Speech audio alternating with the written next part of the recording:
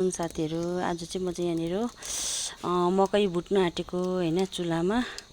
अनि मैले यहाँ चाहिँ कराई चाहिँ बसालिसकेको छु। यो चाहिँ मेरो उयो गर्ने कराई हो, जेरो पोल्ने कराई हो। मैले चाहिँ यहाँनिर मकै हालिसकेको छु। अब यसलाई चाहिँ म भुट्छु।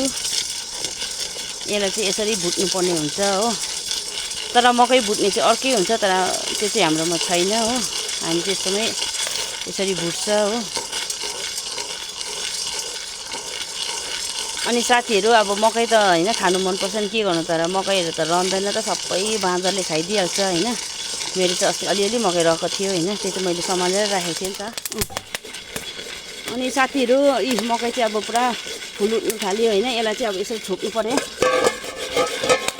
यसरी छोपेर चाहिँ भुट्नु पर्छ हो। मकै चाहिँ हेर्नुस् है के मजाले फुल उठेको छ हो। पाकिसके अब म निकाल्छु। अनि कोलाई चाहिँ मन पर्छ हैन कमेन्ट गर्नुस्, आउनुस् पनि खानु अर्ग्यानिक चुलामा अर्ग्यानिक मकै। अनि मकै भुट्यो दामी